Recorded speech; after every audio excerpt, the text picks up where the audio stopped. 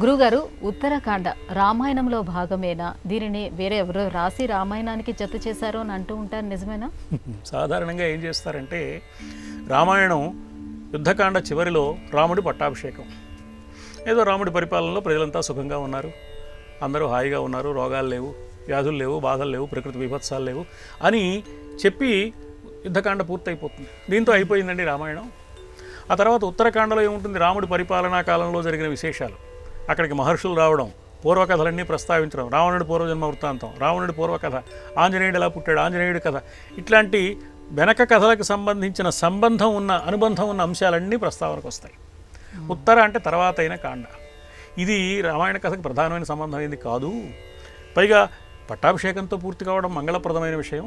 రాముడు ఎలా అవతార పరిసమాప్తి చేశాడంటే, మన భాషలో చెప్పాలంటే రామ నిర్యాణం, ఆ సీత నిర్యాణం, రామ నిర్యాణం, లక్ష్మణుడి నిర్యాణం, ఇంత బాధాకరమైన దాంతో కథ ముగించడం వాల్మీకి విధానం కాదు. కాబట్టి ఇది వాల్మీకి మహర్షి రాయలేదు, ఇంకెవరో రాసి ఉంటారు.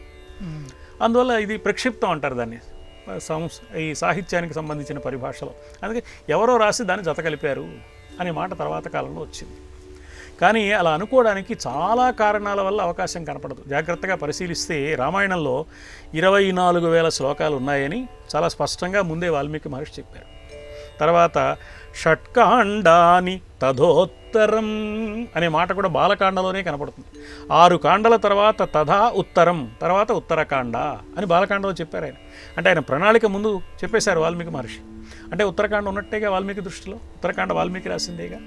ఇది ఒక కారణం. 24,000 శ్లోకాలు ఎప్పుడు పూర్తవుతాయి?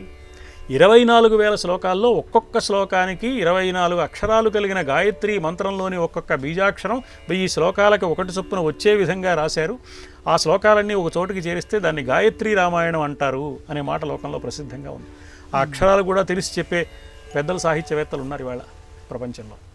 అందువల్ల 24 ఎప్పుడు పూర్తవుతాయి? ఉత్తరాఖండ కూడా కలిపితేనే అవుతాయి, లేకపోతే పూర్తి కావు. అంటే వాల్మీకి మహర్షి ప్రణాళికలో భాగమేగా. పోనీ ఇవన్నీ విశ్వాసాలండి అని పక్కన పెడితే కూడా రామాయణంలో మనకు కలిగే చాలా సందేహాలకి సమాధానం ఉత్తరాఖండలో దొరుకుతుంది.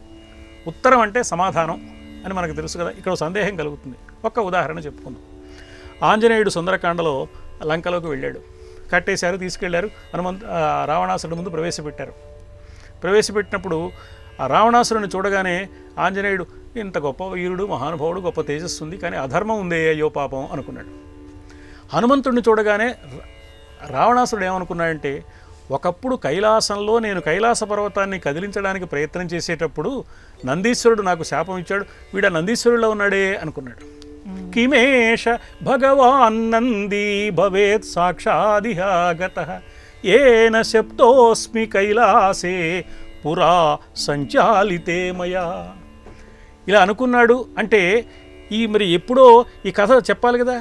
ఎప్పుడు అనుకున్నాడు, ఎప్పుడు కైలాసాన్ని కదిలించాడు, ఎప్పుడు నందీశ్వరుడు శాపించాడు, అక్కడ లేదు. ఎక్కడుంది? దాని రిఫరెన్స్ ఉత్తరాఖండలో ఉంది. అంటే ఉత్తరాఖండకి ముందు జరిగిన 6 కాండలకి ఒక అనుబంధం ఉంది. అనుబంధం ఎప్పుడు ఉంటుంది?